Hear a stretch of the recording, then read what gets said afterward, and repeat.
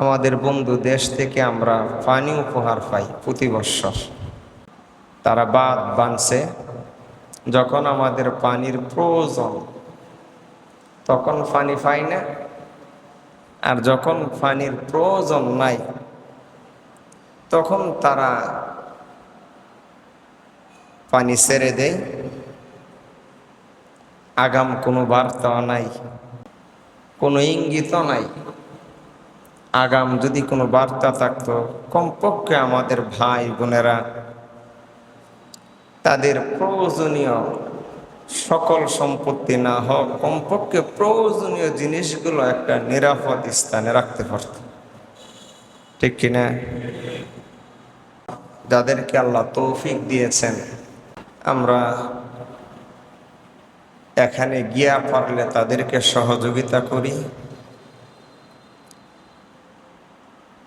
অথবা এখান থেকে আমাদের সাধ্য অনুযায়ী যারা ভৈরব থেকে স্বেচ্ছাসেবীর দায়িত্বে আছে, যারা এখানে গিয়ে সহযোগিতা করার ইচ্ছা করেছে, আল্লাহ আমাদেরকে যেমনই তৌফিক দিছে, তারা আজকে বাসস্থান হারা, ঘর হারা, বাড়ি হারা, সকল সম্পত্তি হারায়া তারা আজকে দিশে হারা। তারা আমাদের ভাই, তারা আমাদের বোন, হোক সে হিন্দু হোক সে মুসলমান, ঠিক কিনা জোরে বলেন? এই 10টা জেলার 65টা উপজেলার মধ্যে জেনে 86,040টা পরিবার আছে, 34,35,552 জন লোক আছে। এরা কি সবাই মুসলমান? আরো যেরকম সব মুসলমান না। এই মুসলমানের ভিতরে আমাদের হিন্দু ভাইয়েরও আছে, এই মুসলমানের ভিতরে খ্রিস্টান ভাইয়েরও আছে, ইহুদি ভাইয়েরও আছে, ঠিক কিনা জোরে বলেন? অতএব সহযোগিতার ক্ষেত্রে কে মুসলমান কে হিন্দু এটা দেখার বিষয় না, বিষয় হলো সে আল্লাহর মাখলুক কিনা, ঠিক কিনা জোরে বলেন? সে আল্লাহর মাখলুক কিনা। আল্লাহর নবী হাদিসে বলেছেন যে সহযোগিতা করার এখানে মুসলমান উল্লেখ করে নাই, এখানে মানুষও উল্লেখ করে নাই। কি উল্লেখ করে নাই? মানুষও উল্লেখ করে নাই। ভাই আমার, মেশকাত শরীফের 4969 নম্বর হাদিস, আবু দাউদ শরীফে আছে, তিরমিজি শরীফও আছে।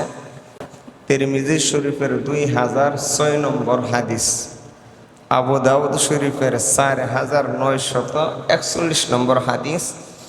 আল্লাহর নবীর একজন সাহাবী আব্দুল্লাহ ইবনে আমর, সাহাবীর নাম আব্দুল্লাহ ইবনে আমর। আব্দুল্লাহ ইবনে আমর রাদিয়াল্লাহু তাআলা আনহু থেকে বর্ণিত হাদিস, আল্লাহর নবী বলেন, আর রাহিমুনা ইয়ারহামুহুর রহমান, আর রাহিমুনা ইয়ারহামুহুর রহমান। আল্লাহর নবী এখানে মুসলমান শব্দ উল্লেখ করে নাই। আল্লাহর নবী বলেন, আর রাহিমুনা ইয়ারহামুহুর রহমান। দয়াশীল যারা, কিশীল? দয়াশীল। দয়াশীল যারা, দয়াশীল মানে সৃষ্টির প্রতি যারা দয়াশীল, ইয়ারহামুহুর রহমান, তাদেরকে রহমান রহম করে। তাদেরকে কে রহম করে? রহমান। রহমান কার নাম?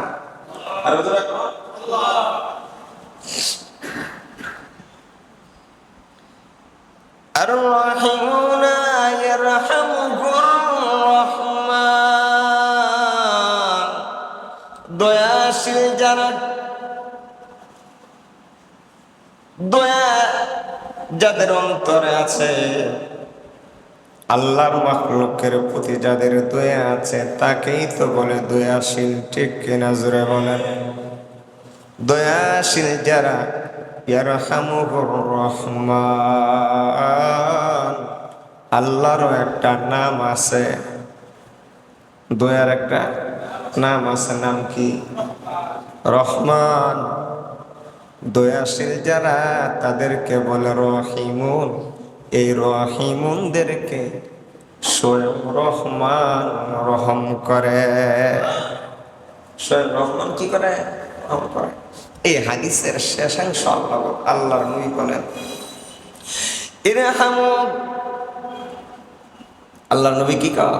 ইরহামু, আদেশ দিয়া কইতাছে ইরহামু মান ফিল আরদি ইয়ারহামুকুম মান ফিস সামা। ইরহামু মান ফিল আরদি ইয়ারহামুকুম মান ফিস সামা। রে উম্মত, ইরহামু, রহম করো। কি করো? রহম করো। ইরহামু, রহম করো, দয়া দেখাও। মান ফিল আরদি, মান ফিল আরদি, আরদুন অর্থ হইল জমিন, আরদুন অর্থ জমিন। মান ফিল আরদি, জমিনওয়ালার প্রতি দয়া দেখাও, জমিনে বসবাসকারীদেরকে দয়া দেখাও। জমিনে কন্যা, জমিনে বসবাসকারীদেরকে কি দেখাও? বাইরে আমার এখানে আসুন। আল্লাহর নবী বলেছেন জমিনে বসবাসকারীদেরকে দয়া দেখাও।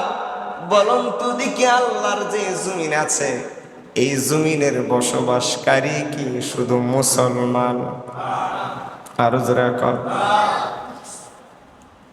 দেখার বিষয়, আল্লাহর নবী কত হিকমতওয়ালা, কত দয়াশীল। নবীজি ইচ্ছা করলে পারতো এই কথা বলতো, ইরহামু, যারা মুসলমান তাদেরকে দয়া করো। ঠিক কিনা? যারা মুসলমান। কারণ আমাদের দুনিয়ার রীতি, যে যে দল করে এই দলের নেতা কয়ে দেয় আমার দলের লোকের প্রতি তর্কি থাকতে হইল।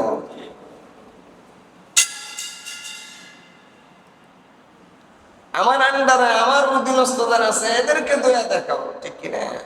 কারণ নবী তো শুধু একক কারো নবী ছিল না। ঠিক কিনা? সারা পৃথিবীর সকলের নবী আছেন। সকলের কি ছিল? নবী। আমার নবী শুধু মানুষের নবী ছিল না, আমার নবী একক কোন দেশের নবী ছিল না। ছিল না। শুধু কি মক্কার নবী আছেন, মদিনার নবী আছেন নি? আরো যারা কম। পৃথিবীতে আল্লাহ যত নবী, যত রাসূল পাঠিয়েছেন তাদেরকে একটা সীমানা দিয়া পাঠাইছিলেন। কি দিয়া? সীমানা দিয়া। আল্লাহ যত নবী পাঠিয়েছিলেন সবাইকে একটা সীমানা দিয়া পাঠিয়েছিলেন। আর আমার নবীর ব্যাপারে আল্লাহ বলেন, ওগো নবী, আপনাকে আমি কোনো সীমানা দেই নাই। কি দেই নাই? जहाँ तक है रबूबियत खुदा की, वहाँ तक है नबूवत मुस्तफा की। আমার আল্লাহর রবুবিয়তের সীমানা যতটুকু, আমার আপনার নবীর নবুয়তের সীমানা ততটুকু। ওই নবীর উম্মত হলাম আমরা, ওই নবীর উম্মত হলাম আমরা। আর আমার নবীর দিল, নবীর যে দিলটা ছিল, কলিজাটা ছিল, ওই কলিজার কোনো সীমানা ছিল না। নবীজির দিন আকাশের চাইতে আরো বিশাল ছিল, সাগরের চাইতে আরো গভীর ছিল। ঠিক কিনা জোরে বলেন? আমার নবীর কথার মধ্যে কেউ পেঁচ ধরবে, দুনিয়াতে এমন কেউ জন্মগ্রহণ করে না। কি সুন্দর হাদিস! ইরহামু মান ফিল আরদি ইরহামু মান ফিল আরদ। আল্লাহর নবী যদি এই কথা বলতো, রে উম্মত, এক উম্মত আর এক উম্মতের প্রতি দয়া দেখায়ও, নবী এই কথা বলে নাই। আমার নবী বলেন, জমিনওয়ালাদের প্রতি দয়া দেখাও। জমিনওয়ালা, জমিনে যারা বসবাস করে তাদেরকে দয়া দেখাও। আমার নবী এখানে মুসলমান বলছে না, মানুষ তো কইতে পারতো, ঠিক না? মানুষের প্রতি দয়া দেখাও, এই কথা তো কইতে পারতো। নবী এই কথা বলে নাই। নবী যদি কইতো মানুষের প্রতি দয়া দেখাও, বাঘে কইতো নবী আমার কথা বলে নাই, হরিণে কইতো নবী আমার কথা বলে নাই, মাছে কইতো নবী আমার কথা বলে নাই, পাখি কইতো নবী আমার কথা বলে নাই, ঠিক কিনা জোরে বলে? আমার নবী যেমন মানুষের নবী, ঠিক তেমনি ভাবে পশু পাখিরা নবী। আমার নবী ঠিক তেমনি ভাবে ফেরেশতারা নবী, ঠিক কিনা জোরে বলে? আমার নবী হেকমত, কথা হেকমতওয়ালা নবী বলেন, ইরহামু মান ফিল আরদি, রে উম্মাত, জমিনওয়ালাদেরকে রহম করো। কাকে রহম করো? বাইর আমার জমিনওয়ালাকে রহম করো। জমিনওয়ালাকে, এই জমিনে যারা বসবাস করবে, শুধু মানুষ নয়, পশু পাখিও বসবাস করে, পশু পাখিদেরকে রহম করো, ঠিক কিনা জোরে বলেন? রে ভাই, তুমি একটা পশু পালন করো, একটা গরু পালন করো, একটা মহিষ পালন করো। এই মহিষটার প্রতি যদি তোমার কোনো অলসতা থাকে, এক বেলা খাবার যদি দিতে তুমি অলসতা করো, আমার গরু দিলে দিব, না দিলে নাই, ঠিক কিনা? বাইর আমার একটা সার, দুইটা সার দিয়া তুমি ক্ষেতের মধ্যে কি করা কাজ করাও, অতিরিক্ত যদি কাজ করাও, কিয়ামতের কঠিন ময়দানে আল্লাহর দরবারে জবাব দিতে হবে। ঘরের ভিতর একটা বিড়াল ফলক, কি ফলক? একটা বিড়াল ফলক। ওই বিড়ালটা যদি কোনো ওয়াক্ত যদি ক্ষুধা নিয়ে থাকে, এই যে তুমি অবহেলা করলা, কিয়ামতের কঠিন ময়দানে আল্লাহর কাছে জবাব দিতে হবে। সারাসারি না আসেনি? সারাসারি যেরকম এদিকে তো আমাদের খেয়ালই নাই।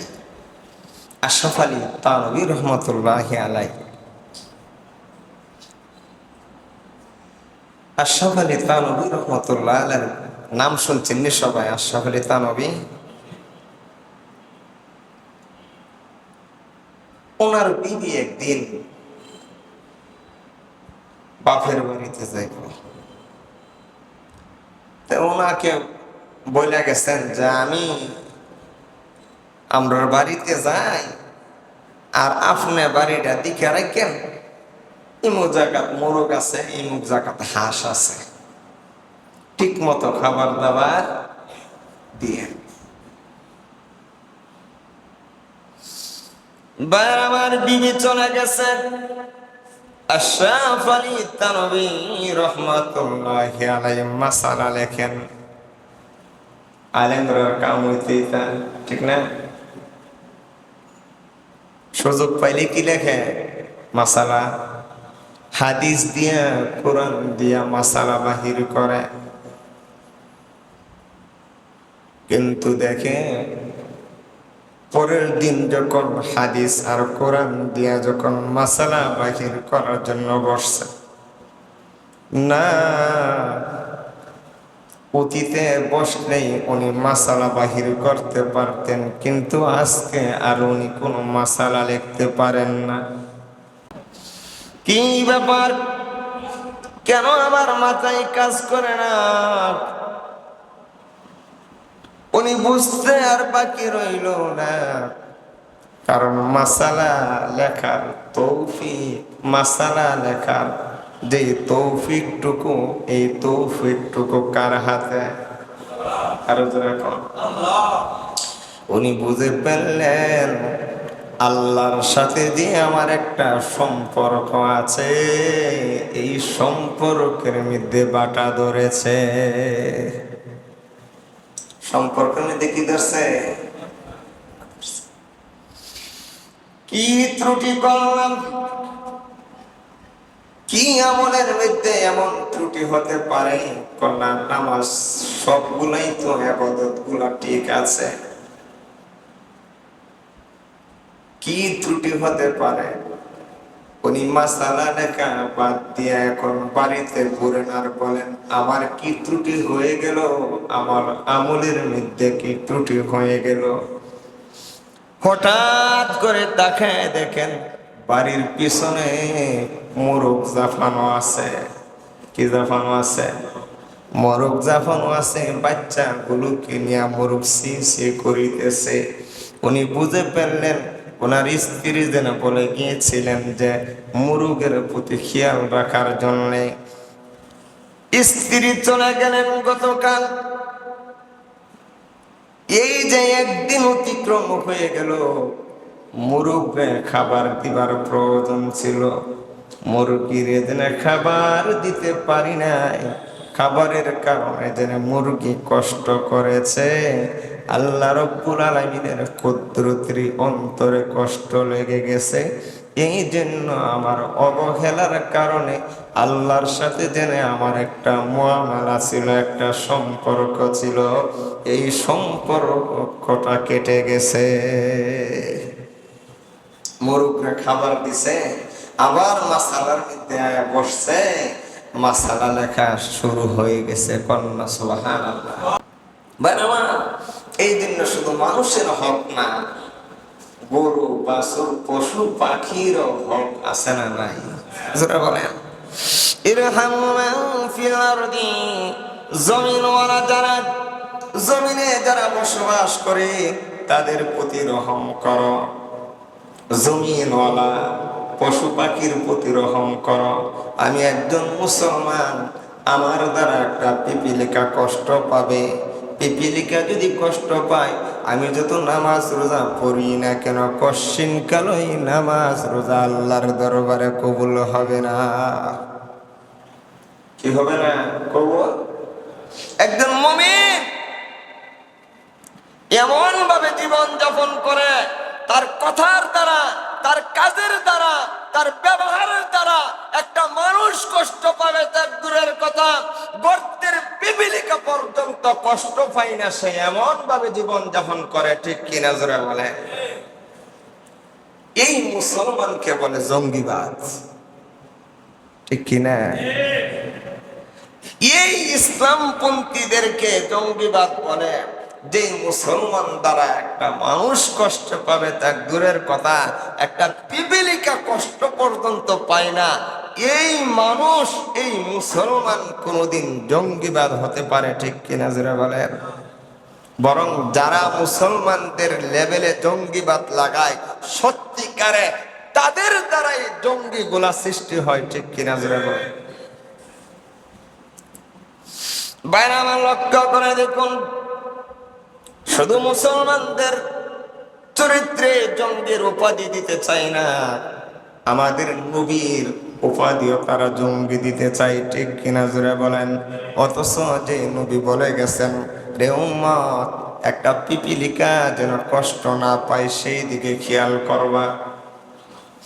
আল্লাহর নবী বলেন, যেখানে সেখানে তুমি প্রস্রাব করিও না, যথাই তথাই তুমি প্রস্রাব করিও না, যত্র তত্র জায়গায় তুমি প্রস্রাব করিও না। কারণ কি?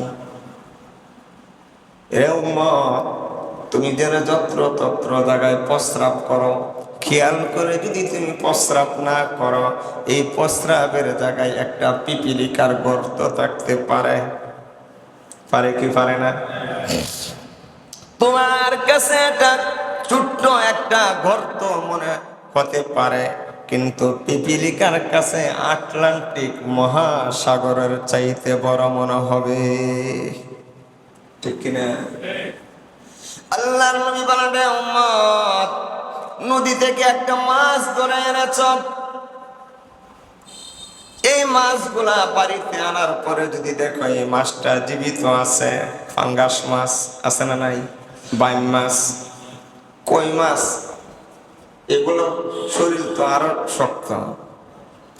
এই মাছগুলো যদি বাড়িতে আনো, আর মাছগুলা যদি জীবিত থাকো, তাহলে এই মাছগুলাকে প্রথমে তুমি তার খানহা, লিঙ্গুর এইগুলা তুমি প্রথমে কাটিও না।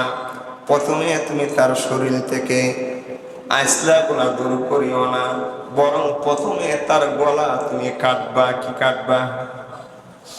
গলা কেটে বাইন মাছের প্রথম তুমি গলা কাটবা। কিন্তু আমাদের মা বোনরা এই মশালা না জানা থাকার কারণে লাডি মাছটা আনার পরে, বোয়াল মাছটা আনার পরে প্রথমে দাবের আসার দিয়ে একটা বাড়ি দেয়। দেখি দে না, না রে ভাই না, এইরকম করা যাবে না। মাছটাকে প্রথম তুমি গলা কাটবা। গলা কাটার পরে এই মাছটা যখন মৃত্যুবরণ করবে, তার লড়াচড়া যখন বন্ধ হবে, তখন এই মাছগুলাকে তুমি ভালোভাবে কাটবা। বাইরে আল্লাহর নবী বলেন, ইরহামু মান ফিল আরদি, জমিনওয়ালাদের প্রতি তুমি রহম করবা, জমিনওয়ালার প্রতি তুমি ভালোবাসা দেখাইবা। দেখাইলে কি হবে? ইরহামুকুম মান ফিস সামা, আসমানওয়ালা তোমার প্রতি রহম করবে। আমরা সকলে আসমানওয়ালার রহম চাই কি চাই না? আর ওরা কয় আসমানওয়ালার রহম ছাড়া আমাদের দুনিয়াও শেষ, আখেরাত শেষ। কি শেষ না? দুনিয়াও শেষ, আখেরাতও শেষ। রহমওয়ালা তোমার আশেপাশে যারা আছে তাদের প্রতি রহম করবা। তোমার গ্রামের মানুষের প্রতি তুমি রহম করবা। তোমার দ্বারা যেন তাদের কোনো কষ্ট না হয়, এমন ভাবে যদি তুমি জীবন যাপন করো, ইরহামকুম মান ফিস সামা, আসমানওয়ালা তোমাকে রহম করবে। আসমানওয়ালা কি করব? রহম করব। বাইরে আমার আসমানওয়ালা যেন রহম করব। আল্লাহর নবীর আরেকখান হাদিস, যে আল্লাহর নবী কিয়ামতের দিন বলবে যে আমি ক্ষুধার্ত ছিলাম, আমাকে তুমি খাবার দাও নাই। আমি বস্ত্র কিনছিলাম, আমার তুমি বস্ত্র দাও নাই, এই জন্য তুমি জাহান্নামে যাও। শুনছেন না হাদিস কার? আল্লাহ কি কোনো সময় ক্ষুধার্ত থাকে? আল্লাহর কুদরতি হাত হইল সবার ক্ষুধা নিবারণের। আল্লাহ সকলের রিজিকের মালিক। আল্লাহর তো রিজিকের কোনো কি নাই, প্রয়োজন নাই, আসেনি? ওমা মিন দাব্বাতিন ফিল আরদি ইল্লা আলাল্লাহি রিজকুহা, সূরা হুদের 6 নম্বর আয়াত। ওমা মিন দাব্বাতিন ফিল আরদি ইল্লা আলাল্লাহি রিজকুহা। আল্লাহর কুদরতি হাতে কোন সারা দুনিয়ার মাখলুকের রিজিক, আল্লাহর কুদরতি হাতে সকলের রিজিক হওয়ার পরও আল্লাহ বলবে, বান্দা আমি দুনিয়াতে ক্ষুধার্ত ছিলাম, আমাকে তুমি খাবার দাও নাই। আমি বস্ত্রহীন ছিলাম, আমাকে তোমরা বস্ত্র দাও নাই। আল্লাহকে বলবে, আল্লাহ আপনি তো আমার রিজিকের মালিক। শুধু আমার রিজিকের মালিক না, সারা দুনিয়ার মানুষের রিজিক মালিক ছিলেন আপনি। সারা দুনিয়ার মাখলুকের রিজিকের মালিক ছিলেন আপনি, আপনাকে আবার রিজিক কিভাবে দেই নাই? আল্লাহ বলেন, বান্দারে সারা দুনিয়ার যত মাখলুক আছে সকলে বলে একটা পরিবার। সবাই কি একটা পরিবার? এরা হলো আমার পরিবার, এরা আমার কি? আমার পরিবার। এই যে নোয়াখালী, বাইরে আমার নোয়াখালী যেন 10টা জেলার 65টা উপজেলার 40টা পরিবার যেন এই যে ক্ষতিগ্রস্তের সম্মুখীন হলো। প্রায় 36,45,552 জনের উপরে মানুষগুলা যেন ক্ষতিগ্রস্ত হলো। এই মানুষগুলা আল্লাহর পরিবার কিনা? আর যারা বলেন আল্লাহর পরিবার। এই এতগুলা মানুষের ভিতরে শুধু মুসলমান না, হিন্দু আছে, আছে না নাই? শুধু মুসলমান না কি আছে? হিন্দু আছে। খ্রিস্টানও আছে, বৌদ্ধ আছে, আছে না নাই? পানিটা আইছে কোন দেশের থেকে? মুসলমান দেশের থেকে না হিন্দু দেশের থেকে? আর হ্যাঁ, মোদি দাদা লক্ষ্য করলো না হিন্দুর মন্দিরও যেন তলে যেতেছে। এখন কোন প্রতিবাদও নাই হিন্দু ভাইয়ের কাছ থেকে। আসলে এই ভারত আসলে বাংলাদেশের ভালো চাই না, সবসময় বাংলাদেশের খারাপ হয়েছে আসছে, ঠিক কিনা জোরে বলেন? এবার বাংলাদেশে মুসলমান থাকুক অথবা হিন্দু থাকুক, খ্রিস্টান থাকুক, বৌদ্ধ থাকুক, সমস্ত বাংলাদেশের বাসীদের দুশ্মন হলো ভারত। তারা আবার এই বন্যার পানি দিয়ে প্রমাণ করলো যে ভারত যেন বাংলাদেশের ভালো চাই না। ভারত যেন বাংলাদেশের কি চাই না? ভালো চাই না। বাইরাম রমা মিন দাব্বাতিন ফিল আরদি ইল্লা আলাল্লাহি রিজকুহা। আমাদের দেশের ভাইরা যারা স্বেচ্ছাসেবীর দায়িত্বে আছেন, আলহামদুলিল্লাহ, যখনই বাংলাদেশে যখনই কোনো দুর্ভিক্ষের সম্মুখীন হয়, যখন বাংলাদেশের মানুষ ক্ষতিগ্রস্তের সম্মুখীন হয়, বর্তমানে দেখা গেছে আমাদের বাংলাদেশের অনেক বেশিরভাগ যুবক ভাইরা এই কাজে এগিয়ে আসে। এই কাজে কি আসে? এগিয়ে আসে। অতএব যারা এগিয়ে আসে, যারা এই ক্ষতিগ্রস্তদের কাছে গিয়া সহযোগিতা করার জন্য যায়, আমরা সেখানে যেতে না পারলো কমপক্ষে তাদের হাতে আমরা যতটুকু পারি দিয়া দিই, ঠিক কিনা জোরে বলেন? যদি দিয়া দিই 10টা টাকাও যদি পারি, এই 10টা টাকা হলো তাদের কাছে আমরা দিই। 10-এর লাঠি একের ফোঁসা, 10-এর লাঠি একে ফোঁসা। আমার 10 টাকা 10 টাকা 100 করে টাকা দিলেও তো আমরা এই বাংলাদেশে অনেক মানুষ আছি, আলহামদুলিল্লাহ। আমাদের দেশটা ছোট হলেও আমাদের মানুষ অনেক, মানুষ কি অনেক মানুষ। আমরা যদি ইচ্ছা করি আমাদের এই বাংলাদেশটাকে পাশের রাষ্ট্রের দুষ্কৃতীদের হাত থেকে বাঁচাইবার জন্য যদি চেষ্টা করি, আমাদের রেমিটেন্স যোদ্ধা ভাইয়েরা যারা আছেন, প্রবাসী ভাইয়েরা যারা আছেন, এরা যদি চেষ্টা করে, আমি কাল কয়েকটা হিসাব দিছি, প্রত্যেকটা প্রবাসী ভাই যদি 1000 করে টাকা দেয়, তাহলে এই ফারাক্কা বাঁধ এরা যেই টাকা ব্যয় করে বানাইছে, এর চাইতে আরো শক্ত করে মজবুত করে এমন ফারাক্কা বাঁধ আমরা বাংলাদেশের বানাইতে পারবো। শুধু সাহস আর হিম্মতের দরকার, ঠিক কিনা জোরে বলেন? আর আমাদের বাংলাদেশের প্রবাসী ভাইয়েরা আলহামদুলিল্লাহ মনের দিক দিয়ে এরা অনেক উদার।